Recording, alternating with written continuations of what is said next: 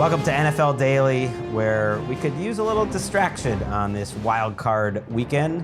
I'm Gregg Rosenthal in the garage talking to Patrick Claybon, my friend, in his backyard with a great little view there of his kid's house. And yes, you might have noticed we did not have our preview show at the regularly scheduled time. We ended up not going in on Wednesday to the studios because of the wildfires going on here in Southern California. And yeah, as I was getting ready for this show late last night, Patrick, I thought about the word distraction. It's always a negative thing when you're talking about football teams and players and coaches. Are they distracted? And I was thinking, as I was writing these notes on like Cooper DeJean versus Jaden Reed, this is a good distraction because like a lot of people here, we've just been focused on everything going on. And yeah, it's been a difficult week here in Southern California.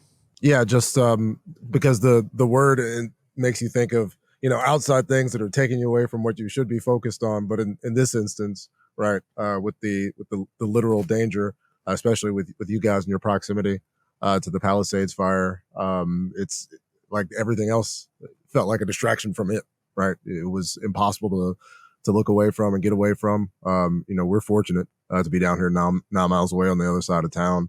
And the most we got was some ash falling on our cars and, just the continued constant rage that's always boiling in my head about how we distribute resources on our planet and seeing what everybody's dealing with. It's been a lot, and it's been a, the focus, and everything else has been the distraction. Yeah, appreciate everyone who has reached out, and some listeners were asking about it too. We evacuated on Tuesday night, late night, made the call. We are back in the house now. We're in what's called the evacuation warning zone now. I wouldn't say it's funny, but when they announced an expanded one, we are a couple blocks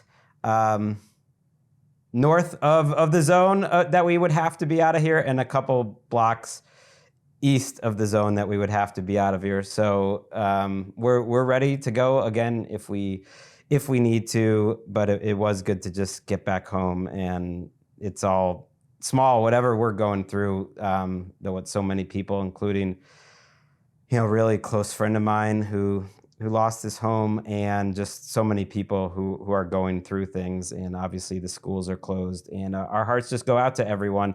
And hopefully we'll all get through this together. I don't want this to be like an overly heavy show, because this is a distraction. I do want to talk about football, but I did want to say before we do get going with the show, we are heartbroken by the devastation and destruction from the wildfires, and families affected by these fires do need support. You can help the American Red Cross respond to and help people recover from the disasters. You can donate today to support relief efforts by going to redcross.org/NFL.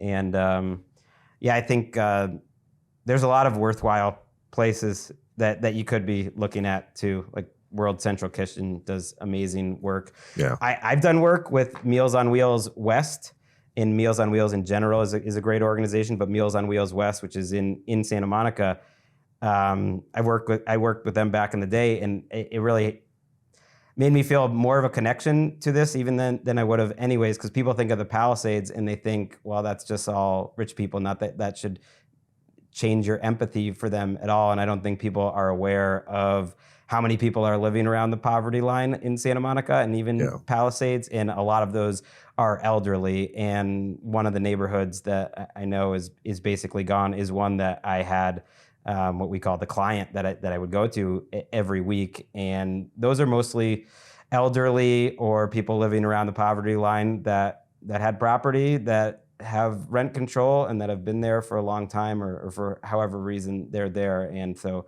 your hearts go out, and that's a great organization as well. Yeah, there's because so many people are thinking about like home prices and stuff, but you have to realize, you go back to 1974 or 1975, like you could conceivably buy these houses working at minimum wage. And so the way the value goes up and people with money come in, people can't afford to sell their houses, right? Because you sell it, you have to go somewhere. And so people have literally lost everything. throughout this process, and regardless of, because there's any number of ways that people politicize things, right? But it's impossible to look away from. That we could collectively invest to help people, and a lot of people don't want to do that. So here we are. Yeah, and it's just memories and stuff. You have certain memories at different places. We spent a lot of time at Will Rogers Park, and some of these places. Our great friend Lakeisha Westling, I thought about that. Rosenthal Wines was a place that her and Chris spent so much time. If you live in this area and you drive on PCH, you know exactly where I'm talking about. And so many of those places and the business is gone. So we are hoping for the best as we're taping this. We are hoping that we're seeing some improvement with the winds dying down, and they might be coming back. So I don't want to spike the football early. Yeah. But we're in a good place. Other than this garage and even the inside of my house is smoky as hell right now. But it is better than the hotel night that we spended driving away. So we're gonna get into these games. We are gonna do it. I am excited again for distraction. We got the college football playoffs.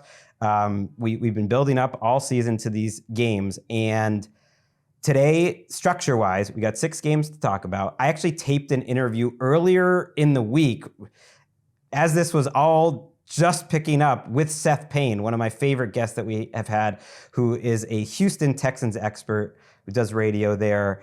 And so we're going to end the show with my conversation with him talking about Texans Chargers. So we're going to start with the NFC, and let's get going with the Sunday night game, or the Sunday afternoon game, Patrick, which is the game the NFL decides essentially is the number one game of the weekend. And I'm not surprised that they chose Packers Eagles. Eagles are favored by 4.5. It is the Tom Brady, Kevin Burkhardt crew. And I'm not surprised, because I do think this is the one game of the entire weekend where it includes 2 teams that could make the Super Bowl. And Rams fans might listen to this and say, well, what about our game? But I said what I said. Wow. This is the one game where I think I could realistically see either of these teams making the Super Bowl, even though your Packers, and I say your Packers because you had them there to start the season, haven't been playing their best. I do think, Patrick, that they still have the ingredients to surprise us and go on a run and play better than they have in recent weeks. Yeah, well, what they have is a solid, right? Not great. Not like it's not going to shock you with their defensive ability to stop somebody, but a solid defense that plays consistent, that knows what they're doing, that has a good veteran leader in Xavier McKinney, and an offense that we've seen that can be streaky and can score points, especially in the postseason, as Jordan Love and this crew did last season. Now, Christian Watson's injury, I think, because a lot of people view this unit, right, this Packers unit, especially those who play fantasy football, is they're the sum of their parts, and losing one person doesn't necessarily, well, when the sum is what gets you to what they can do when you're able to have Christian Watson, Romeo Doubs, who will be back for this game against the Eagles, Jaden Reed, then you can mix in Dontavian Wicks as well as Malik Heath, like in these reserve spot roles. Yeah, the whole thing gets better. The whole thing gets worse when you lose one part of that, and I think you need that part. And so, yeah, they're banged up, but it's still a good team that can provide a threat. Are they Eagles? I don't feel like they're a significant challenger for the Eagles at this point. But you go back to week 1, they're right there, and these are 2 teams that the Eagles have been significantly better since then, Greg. Yeah, that week 1 game, since you bring it up, let's talk about it a little bit, because I think it was an interesting one to think about. Jaden Reed dominated that game in part because he was covered by Avonte Maddox. Mm-hmm. I went back and checked. Now that's Cooper DeJean probably out there. You think about how the Packers have won offensively. Jordan Reed has some of the most dramatic splits between facing man coverage, facing zone coverage, and you mentioned Christian Watson and some Packers people I really trust and listen to sometimes. They really think Watson's such a big loss because no one else can do what he does. Right. And he is the man coverage beater. His speed does scare you. And yes, they are 3 guys in terms of their wideouts, and their tight ends are great too, that have different skill sets. but he's that hard one to find, and he is a big reason why Jordan Love has been so much better against man coverage. And so I do think that's a big loss. And you think about how these teams changed since then. Another way that they've changed is I think they've taken some stuff off Jalen Hurts' plate since then. That was one of the reasons why I think they went so run heavy after the bye. Was this game was a typical Jalen Hurts game in September. It had a lot of amazing plays. He handled the blitz well. He had like big time throws, and he had some terrible throws. He like had 3 or 4 turnover-worthy plays, a couple bad interceptions, and a lot of those mistakes he made were all before the bye. And then they came back, and they were the most run-heavy team in the league. And he's barely thrown an interceptable ball since then, and they are just a little different. So I do think the way the Eagles have changed on both sides certainly favors them since this game. They have the run game, right? Right. I feel like it's hard to, because I know you're not saying that Sirianni, as well as their offensive coordinator, who's getting some Kellen Moore's back in the head coach interview game, by the way, as what the name's starting to pop up more. But it's not like they're trying to hide Jalen Hurts. Right? You have a guy that could have broken the rushing record this season. You have the offensive line clearly that's capable of doing it, and so it's just they pulled back on the passing game. But then when, what do you need to improve on the pass game? Like all the controversy comes out. Jalen comes out, has a great game through the air. Him and AJ are, dancing and celebrating touchdowns and all things are well. It's not like that they don't have it in the bag. They just pulled back a little bit. And I think if need be, they can turn it on again. Yeah, and probably the most significant thing that happened in the Week 18 game that no one watched, including me, I will admit it. This week has been a lot. They've seen some crazy stuff. And one of them is not that Drew Lock game. But I did listen to some coverage about it. And Dallas Goedert, and you could see this in the box score, he played the whole game, and they made sure to get him really involved early. And that is one of the things you can do in a Week 18 game where you're not playing most of your starters. And they're a totally different offense when he is on the field, and they have those 3 weapons. And he played well in that game, caught a bunch of passes from Tanner McKee. Curious who's going to be the backup quarterback in this game. I would suggest it's probably Tanner McKee because of how well he played, and they can kind of hide behind Kenny Pickett. Jalen Hurts, we should mention, is practicing. He, as we're taping, is still in the concussion protocol, but he is practicing, which is normally the process that gets you cleared by the end of the week. But we can't totally eliminate the fact that he would be even out for this game. It's possible. And in that case, it would be interesting to watch who they would start, because I would give them a chance. I would certainly change that line from 4.5 to the Eagles to maybe 1 for the Packers. I think Jalen Hurts is worth that much, but I would give them a chance to win because of that running game. And yeah, when I looked at the numbers, and I was really surprised how well the Packers grade out statistically, not just DVOA and everything, because that includes all the turnovers, but they're hitting guys in the backfield. They're a really good run defense. They've been really sound. So it's a great running game. You would think it favors the Eagles, but it's not some crazy mismatch. If the Packers are going to win this game, maybe it's their somewhat disappointing pass rush showing up just a little. I don't have much faith in that. But more importantly, I think it would be a run defense who's gotten in the backfield and mostly prevented big plays, and actually has been really strong up front all year, holding their own and at least making Hurts in that passing game be the engine that drives this offense. There's a chance. Like there's a chance of that based on how they've played this season. Yeah, when you go into the NFL Pro numbers, Greg, it's not in terms of the matchups in the individual statistical categories. The Packers aren't there. It's pretty much a wash. Eagles advantage, but this again is a balanced team that doesn't have like that huge glaring weakness that can make plays. And we've seen Jordan Love take some risky throws. He hits those against a very good secondary. They could be right there in this game. And we've seen Eagles make the mistakes. You turn the ball over a couple times. Packers right there in this game. Yeah, and then you have Love and Matt LaFleur, who kind of like Jalen Hurts coming into this season, suddenly people were wondering, how come this team has no answers against the blitz? They really struggled the first half of the season, and they buttoned that up completely, and the numbers are now great against the blitz in the second half. The Eagles aren't much of a big blitz team. Their defense is really why I favor them in this game. But I will note Evan Williams, the really good rookie safety, and Quay Walker, who's an important player for the Packers defense, will be back for this game. So it's really two pretty healthy teams, I should say, for the most part. And that Packers rushing attack has been awesome. They love to have two running backs in the backfield. Again, their route, I think, is they're staying run heavy too. These are two kind of similar teams, have some effectiveness with the run. The Eagles defense is great across the board, but I think if you're going to beat them, that's probably the way to do it. And nothing would surprise me. And yet I'll hold my spread pick for our Cynthia show. We are going to tape that. But I do like the Eagles in this game. A hypothetical spread on with Kenny Pickett or with Tanner McKee starting?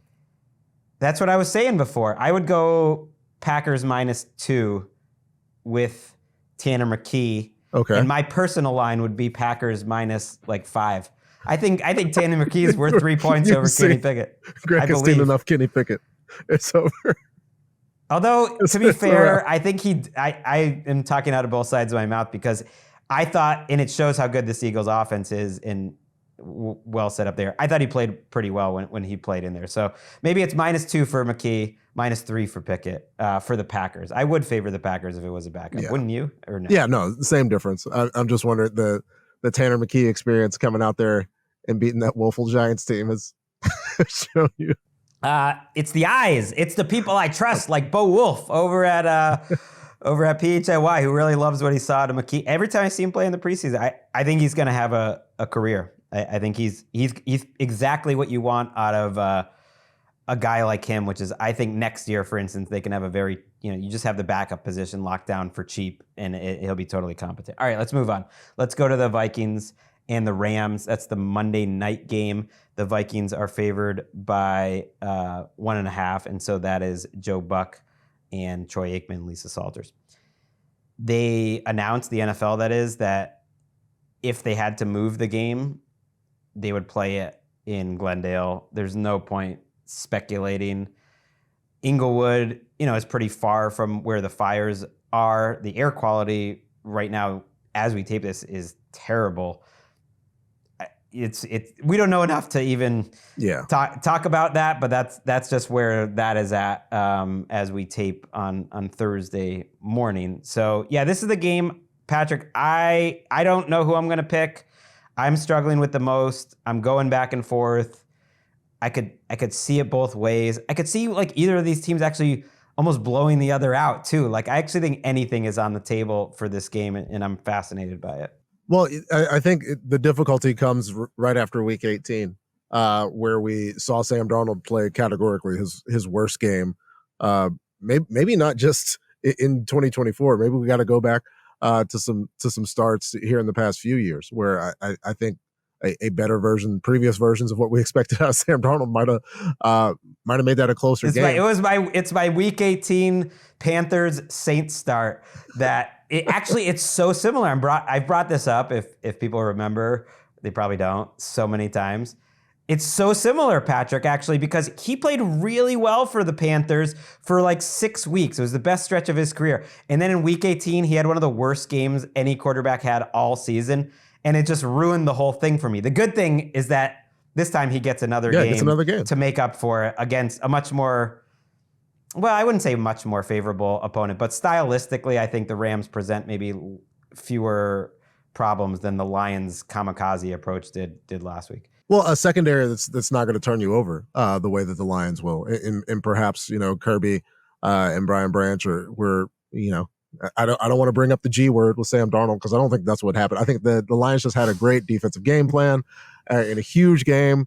The biggest Week 18 game in NFL history, if you want to quantify it by wins and losses, and they just had a great plan, and it messed things up for the Vikings, who had great opportunities on all those fourth downs. I feel like they're still the team that got those opportunities, and they're still the team that won those 14 games. And whereas I love for the Rams that they're able to get the rest for those vets who needed the rest, I agree with Sean McVay being able to have that week of rest. Kind of superseded whoever you're going to play here in this game. Yeah, you could try to pick and choose matchups, but ultimately you're gonna have to beat somebody if you want to try to get that Lombardi Trophy again. And so the Rams are going to get, they had this game at home, and they give Stafford the time off against the team that they'd already beat. Josh Carty is really hot right now, Greg. So I understand after watching him hit back-to-back 58 and 57-yard field goals, where you feel like, hey, the Rams get around midfield and it's going to be 3 points. But it's this Vikings unit has been so good for so long this season. I remember back where this was one of those Brian Flores matchups where they didn't really come after Stafford a lot. Yeah. In that first game, and perhaps kind of paid for it. The chess match is going to be great between Flores and Sean McVay. But it's the Vikings have just been very, very good, and they were very, very close to winning that game. That was one of the best of the Rams season. You talking about it represents my struggles. Like, as you're talking about all the Rams, I'm like, oh yeah, I am going to pick the Rams. And then you get back to the Vikings segment, I was like, oh yeah, because it's really hard. They had one of the worst pass rushes of the season, according to Next Gen Stats, in that game, the Vikings, of any team all season long. Yeah. Like, in that game. It was actually the game that the Rams got almost, I think they got everyone back, and they were so good protecting the passer. People thought, the Rams are going to fly. Their offensive line hasn't been that consistent since necessarily. They've been good enough. But they haven't been dominant like that. But you're right, they didn't blitz a ton. And when they did, it didn't get home. And when they rushed 4, it didn't get home. And you say the G word for Darnold. How about the G words on the Vikings defense? Grenard and Ginkel, Van Ginkel. Because they're playing so well, especially Van Ginkel, that I do think they're playing even at a higher level. I do have a theory, though, on the whole, like, they could play anyone. There is a part of me that thought that this was the game the Rams thought they were going to get and that they were okay with it. Just there's no way for them to use that as locker room chatter. This is just my theory. But they beat them already. They're familiar. Maybe they wouldn't be that interested in Sam Darnold as their future starting quarterback. No, that I don't know about. But like I have this like just little hunch that who knows, maybe they did want this game, because it was the most likely possible matchup. And I was there for that game, and they played their best. And that's the X factor that I can't quantify, is that this is a championship group. And the Vikings are coming off of a bad game, and they won a lot of tough games this year. But there is a championship core here that remains that you can't look past, that you can imagine them playing their best in this game. And if they play their best in this game, the Vikings will have to as well. Like, the Vikings' best, I think, is a little better than the Rams' best. And these two teams have been pretty steady, actually, over the course of the season. But, does ultimately in a big game, do I trust Stafford or Darnold more? Of course I trust Stafford a little more. It's an unfair comparison.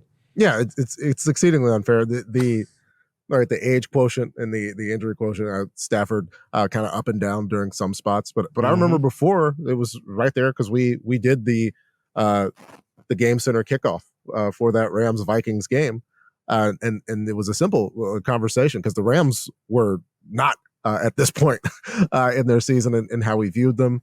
It was kind of feeling like it was going to be a lost cause for the remainder of the season. But the question was, like, if they can protect Matthew Stafford, the immediate thing out of Cynthia's mouth was, they won't just play well, they'll win the game if they can protect Matthew Stafford. And he was only pressured on less than 12% of his dropbacks in that game. If they can have that duplicate performance, and this great defensive line can get after some. Now, I know in the secondary they're not going to be able to do what the Lions did. It would be tough for the Lions to duplicate what they did in Week 18. But they have that Rams puncher's chance that I like to talk about so much with Stafford and Puka and Cooper Kupp back there.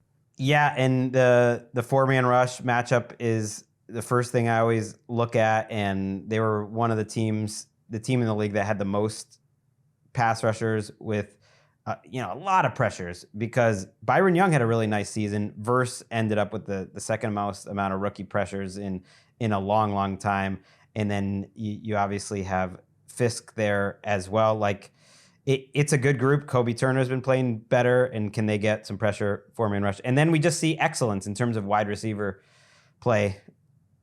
Two of the very best. Puka coming off a season that's been a little slept on because he missed so many games. Yeah. In terms of yards per route run, Patrick, this season by Puka Nacua trails only Steve Smith, shout out to Steve Smith, winning that Triple Crown year on a team. Oh, it was on the Triple Crown year? That they didn't throw the ball that much, relatively, for a guy that just won the Triple Crown. And behind Tyreek Hill's biggest season with Patrick Mahomes and the Chiefs. And that's it. That's all Puka's behind. And all time in terms of yards per route run, like these two guys, Puka and Justin Jefferson, I believe are the top of the all-time list, or maybe Jefferson's like one spot lower, but whatever it is, like they're there. They are as good as it gets. So that'll be a lot of fun. I don't know what it is now, but I remember a few weeks ago the Puka on-off stats were like 3 points better in yards per carry for the team.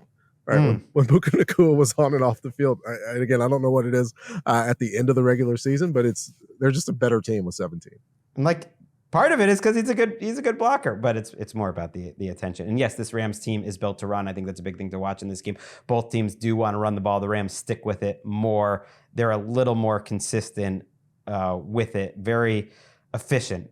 A lot of 4 and 5 yard gains from Kyren Williams over the course of this season. And two teams that are pretty bad in special teams. So that's just something to watch. Not so much the kickers right now, though. Good call, because Riker early in the season was on fire. Now he's slumping and flipped it. But if you look at the special teams in terms of the coverage units, both teams are bad. And also, important to remember, the Cam Akers revenge game, Greg. Oh, that is a good one. This is the Cam Akers revenge game. He legitimately, wasn't thrilled with how Sean McVay treated him. Let's wrap up our NFC talk with Bucs Commanders. And the Bucs are favored by 3 in this game. This is the Sunday night game. Nice spot for Jaden Daniels. And I think it makes sense. The Washington is a sneaky national team now. I just based on how electric he has been this season, based on a dormant fan base that is large, people want to watch Jaden, and I'm glad the Bucs get the shine too, because they're one of the most fun offenses in the league. A very even matchup. If you look at any number, like these are similarly really good offenses, similarly not as good defenses. Overall DVOA, they're 10th and 11th on the season. They have some vulnerabilities, which you would think it's going to be a bit of an offensive game. And ultimately, I think it's a game where there might not be a ton of like pass rush pressure. And that usually leads to a lot of Chris Collinsworth really enjoying the quarterback play. So I'm with it. I'm looking forward to this one.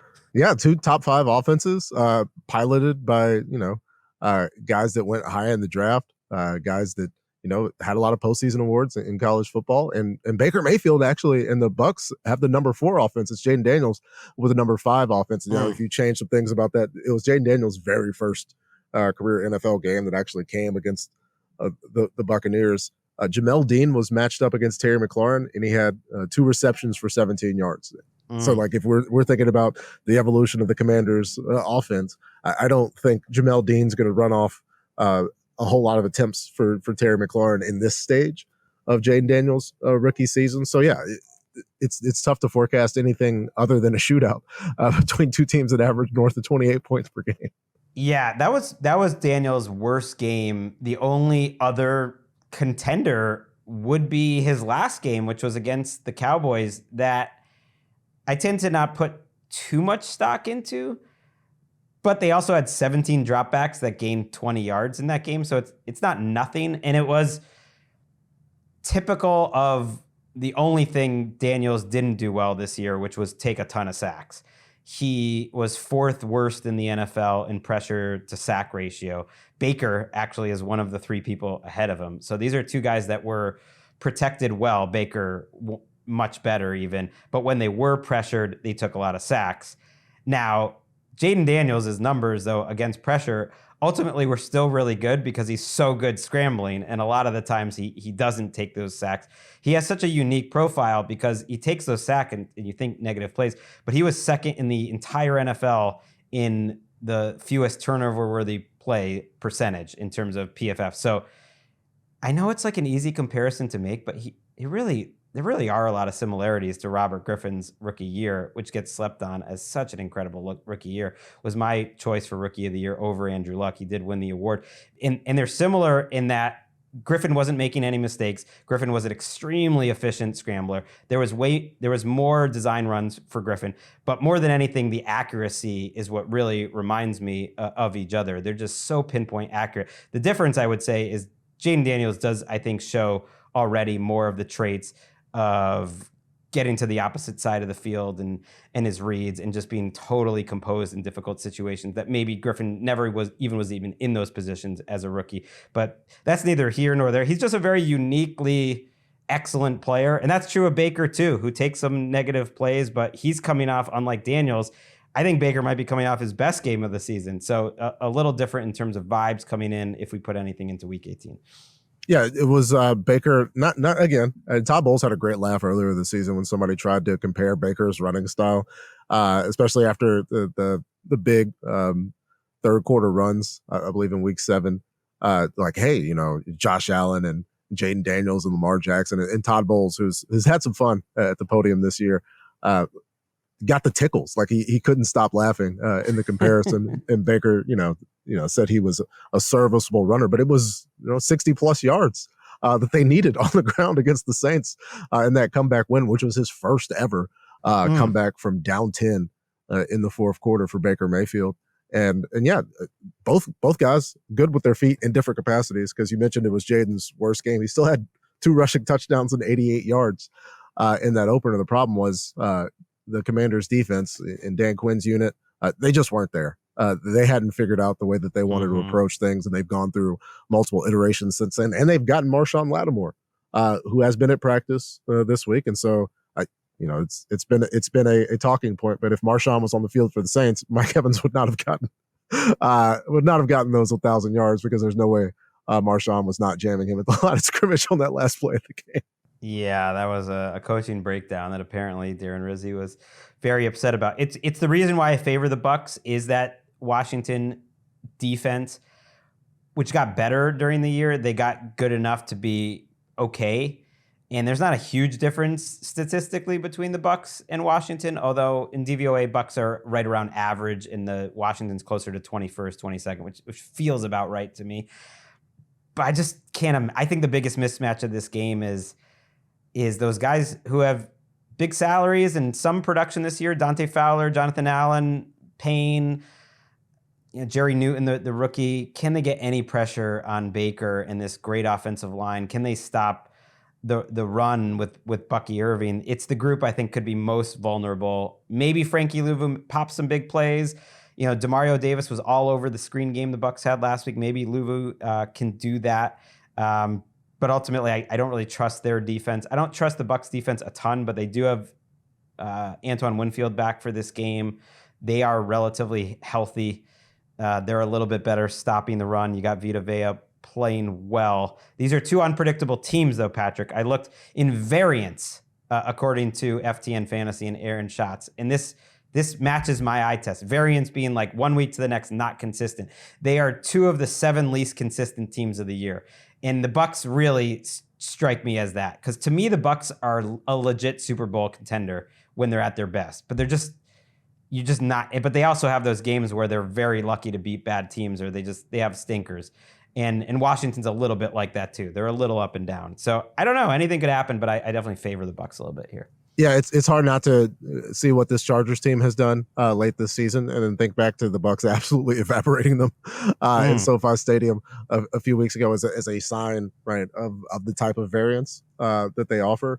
But I know that Jaden Daniels was under pressure a lot against the Dallas Cowboys. Micah Parsons doesn't play for the Buccaneers or really anybody else. I think that provided a unique difficulty where the Bucs got to rely on Kalijah Kancey. Vita Vea did get a sack in week 18, but it's a little bit of a different offense and a different monster when it's Spencer Rattler versus Jaden Daniels right now. Well, yeah, to your point, they were very lucky they beat the Saints. They were losing by 10 to Spencer Rattler and the Saints. And if Rattler hadn't missed, there was like 2 third down throws in the second half that it wasn't so much good defense. It was just they didn't hit it.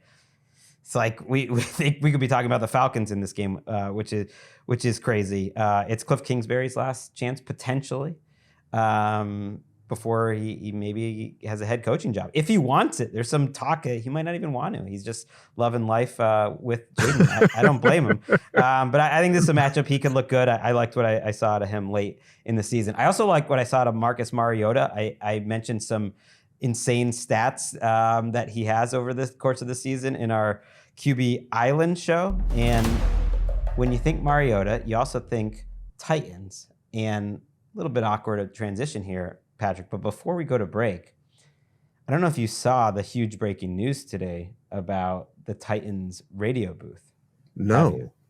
Mike Keith has accepted a job with the University of Tennessee to be the next voice of the Tennessee Volunteers. And I presume he's done with the Titans, that he is moving on Tennessee. Wait, do I even know that for sure? Could he do both? Could he possibly do both? I mean, there's a Saturday Sunday situation. I would hope, especially on the heels. They just fired their GM. Folks are looking back to the John Robinson trade of AJ Brown. Mike Keith is the Tennessee Titans. There's to me, right there. There's very little. Because we had the Titans for some reason playing in those Oilers uniforms. I think it kind of flies in the face of the actual Titans tradition, which includes, right, Steve McNair, which includes Frank Wycheck and Kevin Dyson and all the plays and all the memories, Derrick Henry, everything that's happened in Nashville comes with that signature touchdown Titans that I don't want to believe this. And I would hope that all parties involved come to the right conclusion. Yeah, I mean, we talked about how badly they mismanaged the general manager and coaching situation, and there's more to that we'll get to on a future show. But how do you lose Mike Keith? It is confirmed. Keith said in a statement that it's very hard to say goodbye to the Titans, but it's hard not to say a yes to a return to the University of Tennessee. He was once an announcer for them before they fumbled the bag. So bad job, but at least let's go to a break remembering a great moment in Tennessee Titans and Mike Keith history. Let's go back to Wild Card Weekend to stay on topic.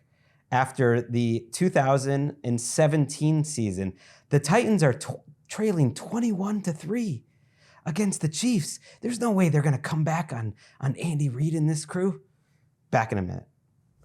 Mariota takes the snap, looks to his right, looking, pumping, throwing into the end zone.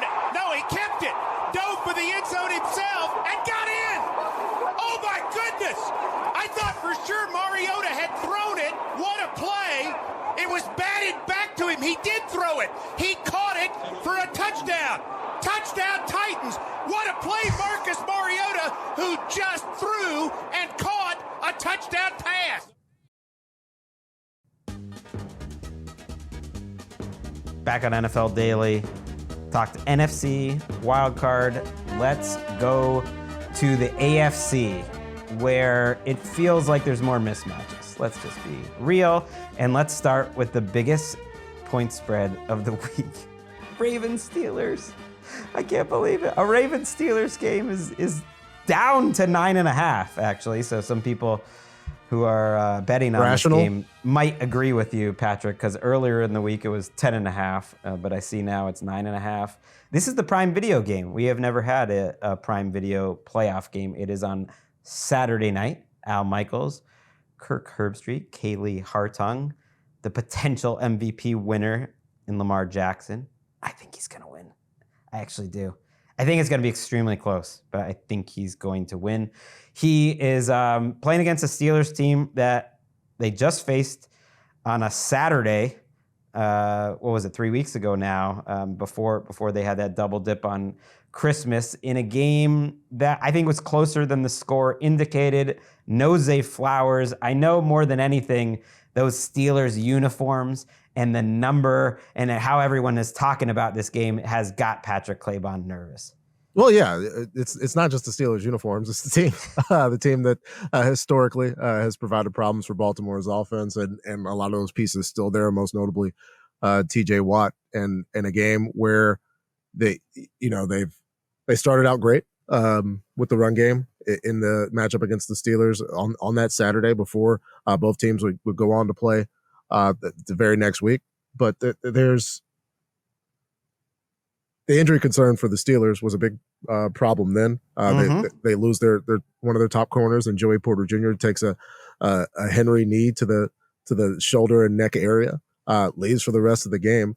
They're kind of playing a man down in the secondary, and really a whole lot of reads and RPOs by Lamar and Derrick Henry were called perfectly and executed perfectly, and it's still wound up being relatively close till the Ravens were able to pull away late. And so now on the other side, Zay Flowers is a big part of the passing game because of the things that he does that nobody else on the team does.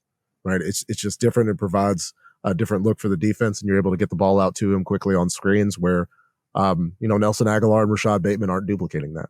And it puts more pressure on Mark Andrews, who had another great game against the Steelers, but the cascading effect does take points away where 10 points to me would have been absurd if the teams were at full strength. It feels even more absurd now at this point. Yeah, it's an but amazing... they have to encourage action. Lions are to spur action, and they want action on the game. So I get that too, but it's also on the statistical profile, which for the Ravens offense is outrageous.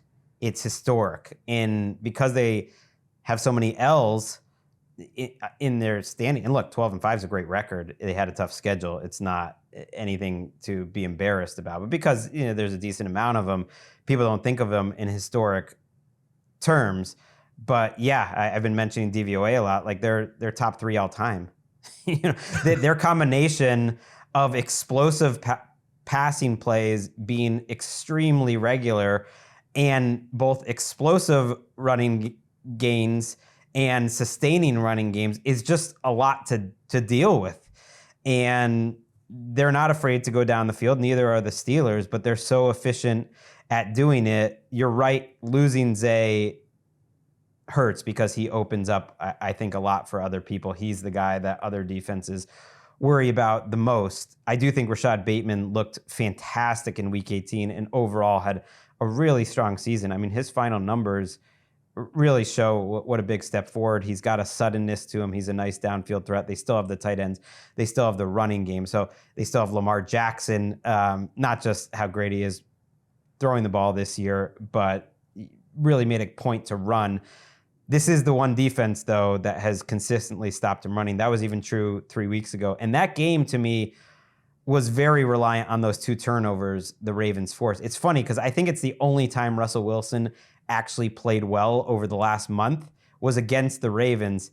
He just had those 2 turnovers, which were massive plays. So I guess he didn't play that well, but other than those 2 plays, I thought he played one of his best games of the season. So if you're a Steelers fan, there's a little bit of encouragement to take from that because the Ravens defense has really played well, and it's one of the few times a quarterback has looked good against them in the last 6 or 7 weeks. Yeah, Lamar's got these 4 interceptions this season, a couple of them coming against the Pittsburgh Steelers. One incredible play by the rookie Peyton Wilson on Justice Hill down the sideline, and another was the play before that Russ pass that was picked off by Marlon Humphrey, where Rashad Bateman kind of stops running, and Lamar throws one out in the flat. The Steelers pick it off. And so there's the give and the take. Like there's, and again, all the Mo believers, right? The Steelers should have scored after that interception. Turns out, the Ravens get the turnover because cause and effect, the things that you do actually are what matters. But that's how close even that game was. So again, 10 points, 9.5 points. It's all silly to me. Yeah. Now that said, they've lost 4 in a row. I think the 2 worst teams in the playoffs are the Steelers and the Texans. That's my opinion. How they're playing right now. I think they're 2 average teams. And for the most part, the playoffs are above average teams. Russ and their offense is playing their worst overall at the worst time. I think there's fair questions about how Mike Tomlin prepares this team. He goes so hard in training camp. He goes so hard in terms of their practice schedule, and you look at how they faded down the stretch a number of times. I'm always cautious to make cause and effect on these sort of things, but they haven't finished well, and especially their pass rush seems tired. TJ Watt seems tired. That's the number one thing I think to watch in this game. Their pass rush just needs to be better. It wasn't any better than the Ravens pass rush was when they played in that game. It wasn't any better than the Bengals was last week. That's where their dudes are at. And the guards for the Ravens especially, or maybe even Rosengarten, I think they're vulnerable if they get into some passing situations.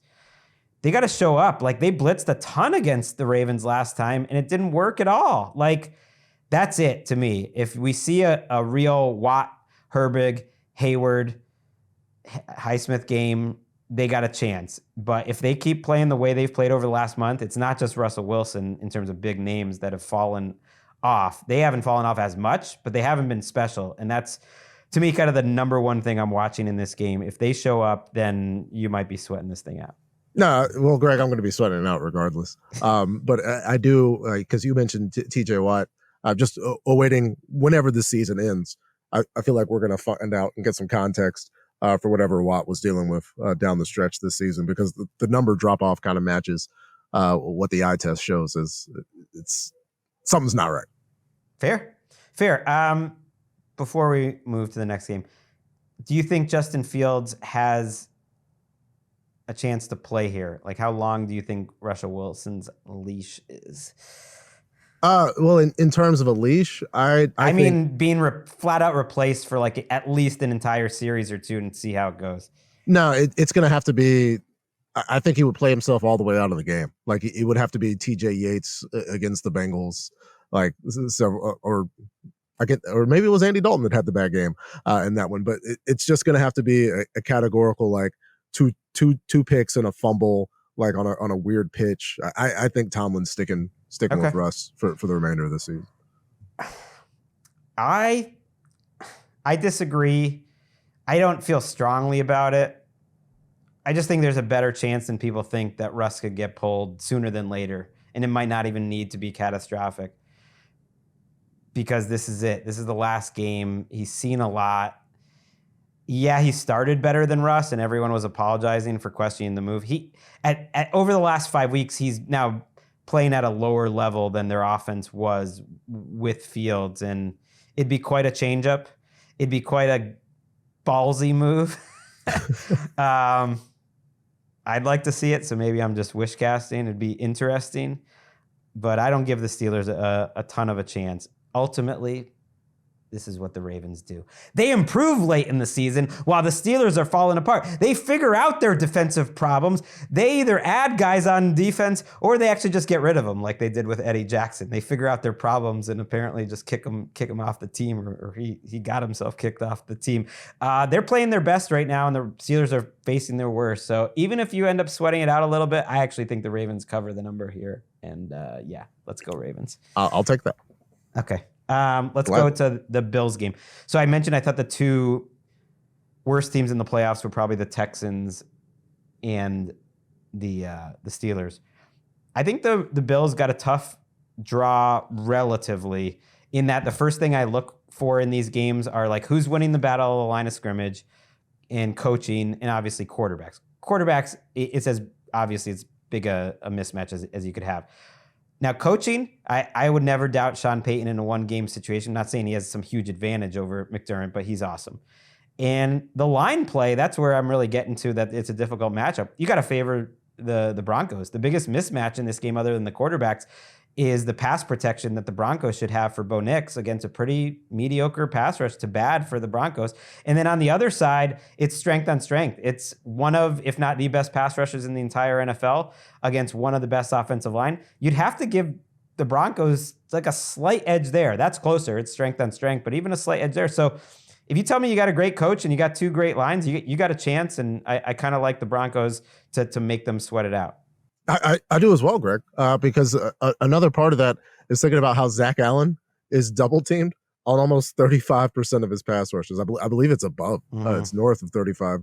And when we've seen what the Broncos can do on offense, particularly in the screen game late, where I think you can kind of challenge this Bills team in the secondary, as well as with Cortland Sutton, kind of that best, kind of that one option, where the reason I was able to successfully pick that Rams game over the Buffalo Bills was the mismatch that Puka Nacua provides. Now, I'm not saying that Cortland Sutton is in that Puka kind of range as a problem giver to the Buffalo Bills. But I think in terms of the matchup, he's got an advantageous look where if the Bills are going to win this game, it's going to have to be Josh and the offense going up and down the field, because it's going to be very difficult. I think where if you try to corral Bo Nix, we saw him make several plays to Marvin Mims Jr.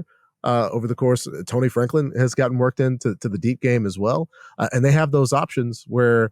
The Sean Payton screen, one of the more effective plays. Now, it can doom them. Did almost cost them a game against the Bengals. They were able to get in overtime in that game, but they can hit them at any time, and they're very successful at running. Yeah, he's very good at picking out mismatches, and the Bills are a good defense, but there's spots where you can find a linebacker in coverage, whether it's Matt Milano, who has come back from the injury, but has generally been sitting out on third down. So I think they're telling us something about his usage. Maybe they'll change that for the playoffs. But whether it's him or Dorian Williams in pass coverage, or some of the safeties, if you try to get McLaughlin matched up on DeMar Hamlin, or however it's going to be in terms of just Peyton's so good at that he gives problems to every team, and Bo Nix is decisive and he executes it, and he is a high variance player, really good plays. He'll have some misses and negative plays, but they're going to have a chance to possess the ball, I think, in this game and shorten the game. The number one X factor is, though, who are we talking about here? We're talking about Josh Allen, the potential MVP, at his absolute apex, and a great running game to support him, of which he's a part of. Like, that's great. Like, the Broncos could play their A game, and he could just play like great offense beats great defense, and he could just beat everything you want to do. It's hard to blitz him. He's great against the blitz. Like, they're great running the ball, and that's probably the way you want to beat Vance Joseph, just to get out of those long yardage situations. So they have every answer, and he could just like Lamar, I should have said with him, if they play their A+ game, they're so good they're going to win. At least, unless they're playing each other, like they very well could be next week. So that's part of it, is like their ceiling is obviously higher. That's why the number is so big. But I think if you just take out kind of Josh Allen, then these two teams look a lot more even. Yeah, which is an exceedingly difficult thing to do. Right? Stupid thing to do too. But between Nick Bonitto's had a great year, showing that explosiveness that you have to have on the edge, right, to deal with Lamar and Josh Allen, to where it's not necessarily corralling them, but just having the ability to bother them when they're back there doing that thing where either one of them, and Josh Allen in this instance, kind of floats towards the right sideline where the play's never over. He's completed multiple passes this season where he's actually been in the air out of bounds, right? And so it's that borderline where you're having to deal with this quarterback out on the edge, having to not hit him late, but also try to keep him from firing the ball 50 yards downfield, where I think the Broncos secondary, in terms of the matchups, does have the advantage against the Bills receivers. Not necessarily like Kincaid and Knox, but the Bills receivers, we don't, still waiting on Amari Cooper's personal issue. He was able to go home from the team, and Sean McDermott says, it's full leeway. We just hope Amari's back and hope he's okay. But the matchup, whether he plays or not, I think favors the Broncos secondary, purely discussing the pass catchers. Cooper's an interesting point. I should have mentioned that. He has really played as their fourth receiver, snap-wise, but he kind of, like I was talking about with Christian Watson, he provides something just the rest of the team doesn't, in terms of his savvy. And yeah, Keon Coleman could make a big play, but I'm trusting Amari on the boundary and his versatility. So that is something to watch. Riley Moss came back from his injury and hasn't played as well. So, he's someone to keep an eye on. And yeah, it's kind of like that Steelers game in terms of the underdog. It's about that pass rush for me. It's not just Bonitto, who's a defensive player of the year candidate, should be on ballots. I think he really has been that good. Surtain, who will be on ballots, might win the award. And it's Cooper, it's Franklin Myers. Like, they have a lot of guys, and if they can just harass Josh repeatedly over and over and win that battle against a good Bills offensive line, they got a chance. All right, let's go to the Chargers game. It's actually in the west of us window, but it's a fun one. I I love the quarterback matchup, seeing Stroud in his second time in the playoffs, seeing Herbert kind of in full flow. We're going to talk about this at length, like I mentioned in this Seth Payne interview that we're going to throw to after the break and wrap the show up. But, I always want to hear what Patrick has to say. Like, how good of a chance do you see? It's a road favorite here, Chargers by 3, and we get Charles Davis and Ian Eagle. What a great playoff, lineup of announcers. I love me some Charles and Ian in the playoffs. Yeah, just a great crew. A game we'll be able to see on CBS or stream on Paramount Plus, where There you go. You've got two teams that have beaten one playoff team. Now, advantage for the Chargers, they were able to beat the Broncos twice, so they get 2 wins against playoff teams. And the Texans have that win over the Bills. And that was, in terms of how the season goes, it feels like it was a very, very long time ago, but they've still got that talent where they're able to complete. I think Nico Collins is in that discussion of range, top 5 receivers in the NFL, where when CJ Stroud is targeting Nico Collins, it's like all those problems of the season just aren't really there. Who's third in yards per route run over the last couple of seasons? Who's that? It's Puka, Justin Jefferson, and Nico. So that's the company he's keeping. And so when he's looking at 12, all things are great. It's when he's not targeting Nico Collins, the issues kind of rise up, and we got 2 really good rookie defenders in Tarheeb Still and Bullock over on the other side for the Texans, where it's a great matchup. I give Houston, I think, a better chance than most in this game, especially with it being at NRG. Yep. The big home field advantage. We talk about that with Seth. My main thing is that the running game behind Herbert's gotten better, and that more than anything, we are with back to aggro Herbert. The yards, the air yards have gone way up. Like, the yards per attempt have gone way up, and just the eye test the last couple of weeks. He hit an opposite hash throw last week against the Raiders where he was standing on his own 3-yard line, and he completed it to the other sideline at the 50.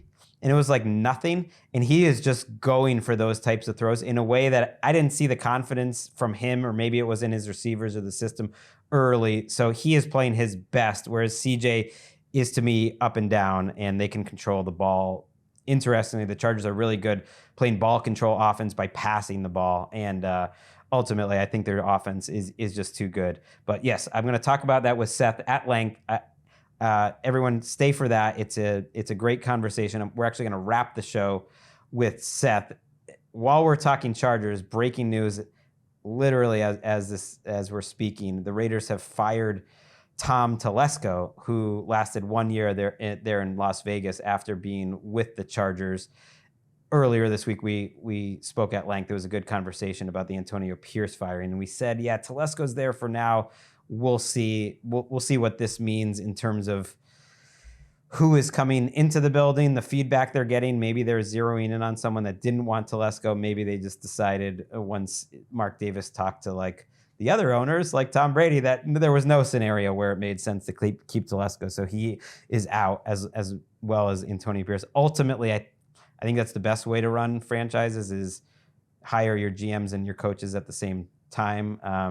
But like Antonio Pierce, it's what chance did Tom Telesco really get this year? Not that, he was amazing in with the Chargers. He was fine, but it's he took over an impossible situation. Yeah, it reeks to me. If you're gonna make this decision for both of them after a season, then why'd you put them in this position in the first place? Especially Tom Telesco coming from across the division. But hey, somebody gets a shot, I guess, at hiring a coach or being brought in with a coach and the number 6 overall pick. So hey, good luck. I am really intrigued by the Raiders coaching search. They have the most interesting list of candidates.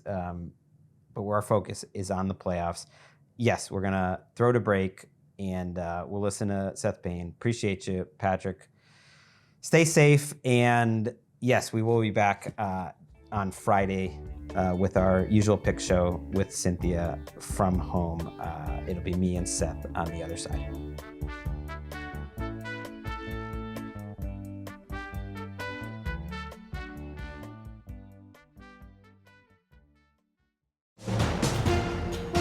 Back on NFL Daily with one of my favorite guests. And just speaking out of self-interest, it occurred to me this week, this could be the last time the Houston Texans play a game. And that means it's probably the last time I got a chance to get on, like I said, one of my favorite guests, Seth Payne. Your mouth is agape, Seth. You had me on because this might be the last opportunity because you think so lowly of the Texans. I can't deny that kind of makes sense, unfortunately. Yeah, thanks though. I appreciate it. Well, you just never know. Either we're going to be talking at the very beginning of what's going to be a surprising and magical run deep into the playoffs, or it'll be a chance to kind of close the book, look ahead to this game, but also this is a team that fascinates me. It's a franchise that fascinates me. And we talked all the way back in August, I believe, and then we talked when they were on Thursday Night Football around Halloween, and just checking in with them. Jets. Yeah, that was tough. And coming into this season, we think maybe are they going to be the team that challenges the Chiefs? We feel differently. They're in such a strange place. Kind of where do you, just big picture before we get into the game, where do you think they are in year 2 here of DeMeco Ryans' tenure, back-to-back AFC South championships, back-to-back playoff spots, after a 3-year period where they won 10 games combined? I do like to present that context. It's easy to forget. Bill O'Brien was the coach just a few years ago. It was Bill O'Brien and then David Culley and then Lovie Smith, and now DeMeco Ryans. So he's done a great job, but yet this feels like a disappointing season heading into the playoffs. It is because of the way the second half of the season has gone for sure, but then the entire season, the offense has been a disappointment. Especially, I mean, when we talked to you in August, it was, hey, you got Stephon Diggs, Nico Collins, Tank Dell. Man, it's going to be an aerial assault. And even though those 3 guys were never on the field together that much, when they were, it wasn't overly impressive from the passing side of things. And then even when they would have at various times, okay, you've got Nico and Tank out there, you've got Stephon and Tank, they could just never get the pass game going. And, CJ Stroud obviously has not had the same performance this year that he did last year. He didn't build on the promise of his rookie year. So that's been the really frustrating thing. And, the defense played very well. There have been a few things that have kept them from being a genuinely elite defense, but you got a defensive-minded head coach. The defense is doing great. Frankly, in a lot of ways, it feels like Lovie Smith back with the Bears when the defense was awesome. And, man, they managed to make it to a Super Bowl feasting on turnovers and whatnot. But they didn't have a guy that had the promise of C.J. Stroud. That's been the really frustrating part of it. Yeah, the numbers tell the story. In terms of DVOA, they're 16th, which feels about right. In terms of, they just feel like about an average team overall. But they're 3rd in defense, not a dominating defense. It's not a year with great defense, but 3rd in defense, 26th in offense. Very surprising. I actually want to let's start with the positive, because there is a route to winning this game, and it's on the defensive side of the ball. You have the edge rushers, which are as good as any team in the league. You're going up against a Chargers team who have good tackles, but Rashawn Slater's coming off of an injury. They might be rotating their guards because they haven't quite chosen one. That's not a great sign, and not a team that has a ton of playmakers. I guess, tell me how you feel this defense looks right now and how they match up. The biggest issue with the defense right now is that their slot corner started off being Jalen Petrie, and Jimmy Ward was playing safety. Jalen Petrie got injured, so now Jimmy Ward goes down to play the slot corner, which in this defense they use really effectively, at least with the previous 2 guys. But now they're kind of stuck with a beleaguered secondary, and Miles Bryant will play the slot corner at times. Kamari Lassiter will, but it's the strength of that defense. It's a frustrating thing. The money positions, the defensive ends and the cornerbacks, they are in great shape. They got Danielle Hunter and Will Anderson up front. You've got Kamari Lassiter and Derek Stingley at cornerback. But because of the disheveled secondary, Kamari Lassiter has to move around a little bit. You don't feel like you maybe necessarily can shadow with Derek Stingley as well as you could in the past. But the biggest thing the defense can do, aside from playing really good coverage, is they take the ball away. And they're still top 5 in the league in takeaways. But that's, as you know, it's really hard to make a playoff run feasting on turnovers. And you go back to, if you're not an all-time defense, but you can take the ball away a lot. The Bears twice with Dick Duran and Lovie Smith, like a long time ago, had really nice runs in the playoffs doing that. It's just you can't bank on it. And then they allow too many explosive plays. They've allowed in the top 3 in passing touchdowns all year. So they've just got little glitches that keep them from being really, really good. And when I watch Justin Herbert, I feel like, man, I've spent the last 2 days almost like becoming like a Chargers fan that feels like Justin Herbert's not getting enough respect because you look at his numbers and you're like, okay, yeah, they're not actually all that much different from some of his previous years in his career. But I think he's doing exactly what Jim Harbaugh is asking him to do, which is Jim Harbaugh style, run the hell out of the ball, take your opportunities where they're there. But he's not turning the ball over at all. He's turning the ball over 3 times. It's the second fewest turnovers of somebody that's passed more than 500 pass attempts in a season. Wow. And I think he's playing like he isn't a game manager, but he's managing the games really well, and he's still making some pretty spectacular throws. So I'm nervous about the fact that the Texans have had these lapses where they allow these explosive plays, and Justin Herbert is just the guy to do that. Right, and he's always been a game manager. That's what's bothered me about him. If anything, I love Herbert since the day he came in the league. I thought this is going to be the next great quarterback, and I think he is a great quarterback. He's been a top 10 quarterback in my mind since he entered the league. That's hard to find, but he hasn't quite reached the top level. But if he has any fault, he's too safe. And I think over the last month, especially, he's playing his best football, like ripping the ball, very aggressive. I don't think he's playing safe lately. They're starting to hit those explosive plays. Their offense is peaking now. I do wonder, like, especially Quentin Johnson coming off of a great game, like, who covers Ladd McConkey on this team? If they struggle over the middle of the field, covering, and some of the numbers agree with what you're saying there, the Chargers are 4th in EPA passing over the middle of the field, and that's where McConkey does his work. Yeah, and it exactly, and he works. He worked in the beginning of the season mostly in the slot, and they've started to move him outside more, but that's where the Texans kind of get in a bind, is that Derek Stingley doesn't play in the slot. If you move Kamari Lassiter down into the slot, then you've got either guys you don't feel awesome about on the outside. And, Quentin Johnson, he had that. My best hope for Quentin Johnson at times in this game might be that Quentin Johnson does a good job defending himself by dropping the football. So, I mean, which is a thing. Like, and that's another part where I'd go back to Herbert. He's been doing this with developing Ladd McConkey. He's very polished as a rookie, but he's a rookie still. And without the full complement of receivers he had when he put up some of those more prolific numbers earlier in his career. But again, when I look at the Texans defense, the one big thing is that at home in NRG Stadium, they made Josh Allen throw complete 30% of his passes. Jared Goff. There you go. 5 interceptions for Jared Goff. Tua threw 3 interceptions, and Tua threw 3 interceptions in a day where he barely threw past the line of scrimmage. So there's that. Don't ask me about Lamar Jackson. Different scenario. I want that was late in the year. I want some Texans optimism. Give me a little bit of like the vibe of D'Amico, because there is something to the fact that they made the playoffs a year ago. They're in year 2 of their run. Harbaugh's in year 1. They have an experience winning. They have a home field advantage. And no one's going to be picking them for this game. I don't know, if that's really going to like fire everyone up. But Rex Ryan was on TV saying this was basically a bye for the Chargers. He did, yeah. Basically, he said it. He said they got a bye. That was perfect, though. I think that's D'Amico all year long, like every coach in the NFL has talked about. You got to avoid the outside noise. Don't listen to the outside noise.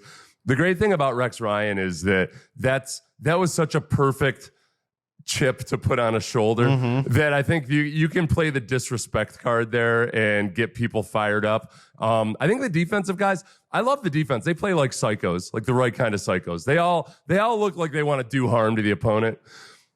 Offense, not so much. They're a bunch of nice fellas. We'll get to the offense. Give me a little bit on how you think Stingley has played this year. Oh, he's been great, man. Because his biggest thing really in his first couple of years was just staying healthy. And last year, I think he played at a Pro Bowl caliber. He just only played however many games. I think 9 games by the time they voted on the Pro Bowl. So, like, this has been his first completely healthy season. And the fun thing about him is that he's just in complete command and control all the time. I've always been most jealous of defensive backs in terms of athleticism because they're just the guys that are really good, like Stingley. They can move in all directions. They can turn their hips. They can do all those things. Like they're like gymnasts on a football field. And that's what Stingley is like. And he's gotten to that point now where he can bait people a little bit. There's a lot of times he tracks the ball really well. So there's times where it feels like Stingley, even when his back is still turned to the quarterback, has a better feel for when the ball's going to arrive than the receiver himself. So that's his ability to create turnovers. Kamari Lassiter and Kalen Bullock, the rookie, they've both had a bunch of interceptions. So their ability to either intercept the ball or force fumbles and strip sacks and everything, that's real. Like there's a lot about this Texans team that disappointed offensively, certainly, but even defensively, they haven't quite reached where I think they're capable of being, but they take the ball away a lot. Right. And you mentioned having 2 rookie players in the secondary, and it's very similar to the Chargers with Tarheeb Still and who is it, Cam Hart. But I think Lassiter and Bullock have been even better. Bullock made an incredible interception last week that was overturned. And there is something to, I don't know, he's a defensive coach and his defense is doing the job. And if you just look at the players, like who are great players, I think the Texans, have more of them overall. They certainly do on the defensive side. Bosa and Mack are not who they used to be as the edge players. And for the Chargers, it seems a little more like scheme and effort, which goes a long way, but that maybe their defense is a little more vulnerable. Whereas if one side of the ball for either team is going to just step up and like star players are going to show out, it could be Hunter and Anderson and Stingley and Azeez Al-Shaair. I feel like is mostly known nationally for the suspension, but he was really good this year. He really matters for them, and he's back in. I'm glad you brought him up because it's, especially when you go back to that Ravens game. I mean, the linebackers and the defensive ends, the defensive ends just, they weren't playing the zone read and all of that element that goes with Derrick Henry and Lamar Jackson very well at all. But the linebackers, especially without Azeez Al-Shaair back there, kind of directing traffic, alerting guys. There have been times this year, the Jacksonville game, actually, there was a goal line stand that was really critical, and the Texans ended up winning the game. But Azeez basically told the defensive line exactly what play was coming. Like that kind of veteran leadership, and then being able to keep guys on their keys and know the tendencies and get everything all together. That's a big difference. And I agree with you 100% in terms of the names and the impact play ability of the guys on the defense is really, really good. It's just they're going up against a quarterback who's only thrown 3 interceptions on the year. Sure. And he's never, he hasn't had a multi-interception game. It's gonna be on them, and they're capable of doing it. It's just it's a really big if, because the other side of it is that the Texans offense, I don't even know where they rank in the rushing stats right now, because dead last in success rate. Yeah, dead success rate's the one that rate. matters. They're second running back getting hit in the backfield. And I can't tell you how many times there were this year, Greg, where Joe Mixon would have like 140 yards rushing, and immediately after the game, you're like, they couldn't run the ball for crap, because it was like 1 or 2 huge Joe Mixon runs where he broke a tackle in the backfield, bounced it outside. But the success rate, the ability to run on first and second down consistently, it just gets them in 3rd and long all the time. And then the pass protection they've improved some of the egregious stuff from earlier in the year, but CJ's he's getting harassed all the time. And it's a really hard watch. That part of it is a really hard watch. It is, yeah. So I mentioned 26th overall in offense, but in terms of allowing pressure, in terms of the running game, the offensive line still is banged up. You have Shaq Mason not practicing. I assume he's out for this game, so they're trying to figure things out. Where do you think Stroud is I wanted to be optimistic and watch last week's game and see a really good first drive where they scored a touchdown.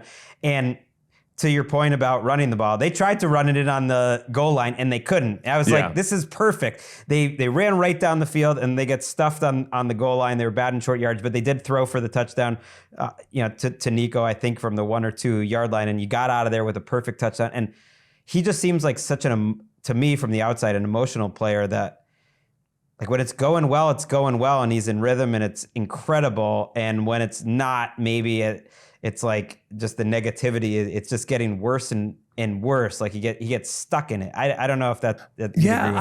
Well, the one big moment was when Tank Dell got injured in the Chiefs game, and it was as Tank Dell's knee got blown apart and he held onto the ball on a deep shot into the end zone, and it was a great play, and that was in a game where they were kind of clicking with Tank Dell. They were playing well. Yeah, Tank had 6 receptions in the first half, and plus that one. And he was playing as well and was getting as many touches as he's had all season long. And then it just went kaput. And immediately after that play, CJ came in and they drove down into the red zone, but then CJ made a couple of really bad errors. The next week, he didn't really show up. That's the only time all year where we were wondering, I think, if CJ just almost like had been broken mentally or something, or emotionally. I think week to week and within a game, I don't worry about. I think he's pretty stable. He's pretty calm, cool, and collected. The thing about it, though, is that you could almost see it as the season progressed, as he started to get hit more and more and more. The process got sped up. I think you started to see more inaccurate throws, like errant throws, even when there wasn't pressure, or there's times where you could just see him trying to figure out, all right, when do I need to get rid of the ball quickly? When do I need to check down? When can I string the play out a little bit longer? And then there's been speculation that maybe he's way more banged up than he's let on or than we know. And that might provide, you don't want to make excuses. Like, he's flat out said that he doesn't want to make excuses for that, but there's so many things wrong with the offense right now that it's really hard to talk about one underperforming group without also thinking about the 3 other underperforming groups that are contributing to that. And it's a big soggy house of cards, like a house of cards in a rainstorm or something. There's no solid foundation anywhere. Yeah, that Bobby Slowick has constructed, and he's out here getting an interview with the Jets for a head coaching job, and I can't be the only one thinking at this point, and you don't want to be rooting for guys to lose their jobs. But if I had to guess, if they have a bad offensive performance, like, I wouldn't necessarily expect Bobby Slowick to be back as the coordinator without knowing anything, just how it's operated. Because I think for half a season, CJ was heroic. He was making it work despite terrible surroundings, and eventually it sort of caved in on him. But they haven't had solutions. Do you have any optimism that they could find some here at the last second? Like, whether it's the coordinator or, the offensive line doesn't seem to be executing fundamental things all that well. Whatever it is, there needs to be a systemic change, whether that's change in coaching personnel or their methodology or approach to life. I don't know. Maybe they need to go from, maybe they need to be Presbyterians instead of Methodists. I don't have a clue. It's really, really bad.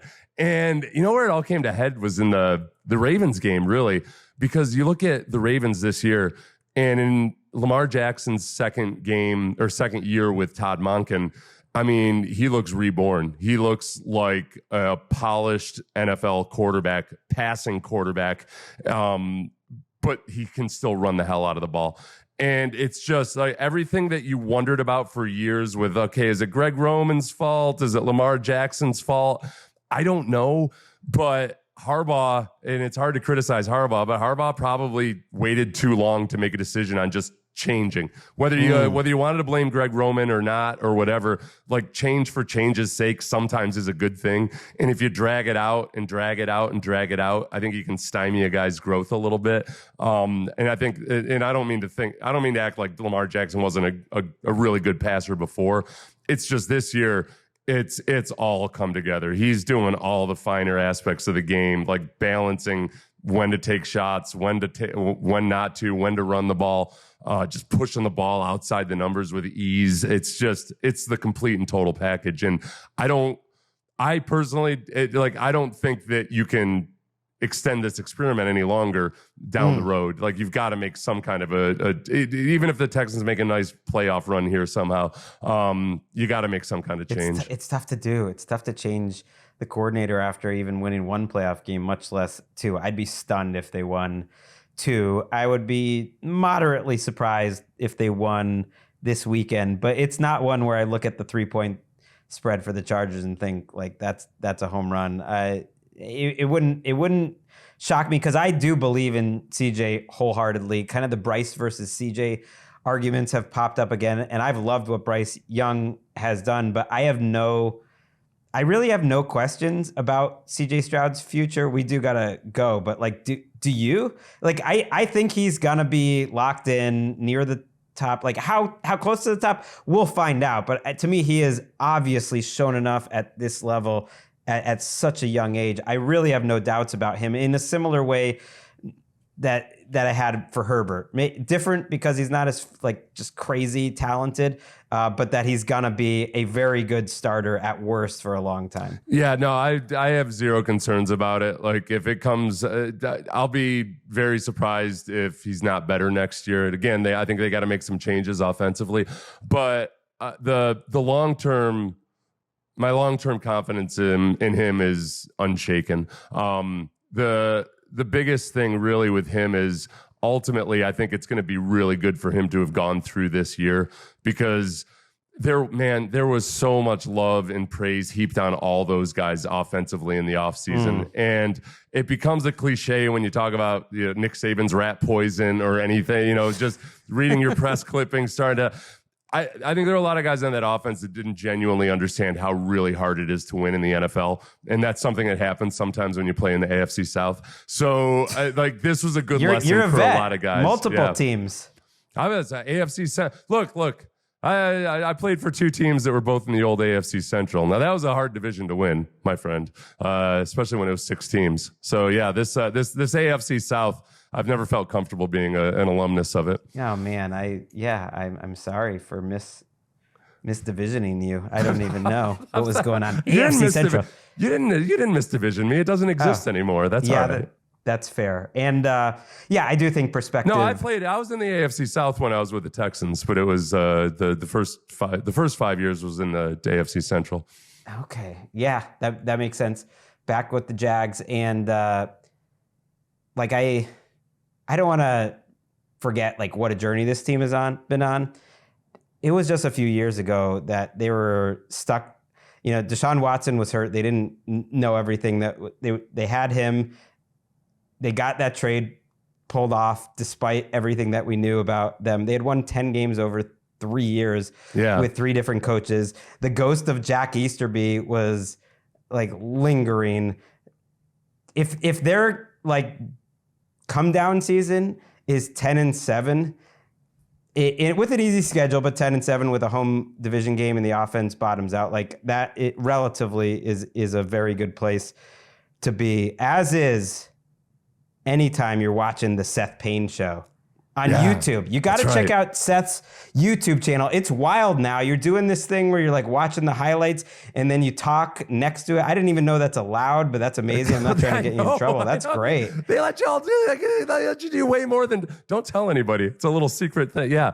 The NFL got really cool with the social media stuff where they'll take all the ad revenue from it, but they let you play highlights and everything as long as you give them their cut. Yeah. Okay. It's you very can't cool. monetize the video, but it's for now at least it's a golden age of YouTube with the NFL content. Yeah, check out at Seth Payne Show. If you can check out what is it, 610? Do I know Sports this by Radio heart? 610 in Houston. Yeah, go to the Odyssey app or just watch us on YouTube is the easiest way if you're outside of Houston. Or go to the Odyssey app if you don't want to burn up all your data. Maybe this won't be the last time we talk, Seth. Maybe That's right. I'll see you in New Orleans. Texans, Lions. Derek Barnett's got 2 touchdowns this year. A defensive lineman, a castaway from Philadelphia. There's 2 touchdowns for the Texans. Anything's possible. All right, that's it for our preview show. Thank you to Seth Payne, of course. Thanks to Steve Weish and Patrick Claybon. Yes, when we're bringing on Seth Payne potentially for the last time in the season, football's Not the back. calendar year, 2025, man. There you go.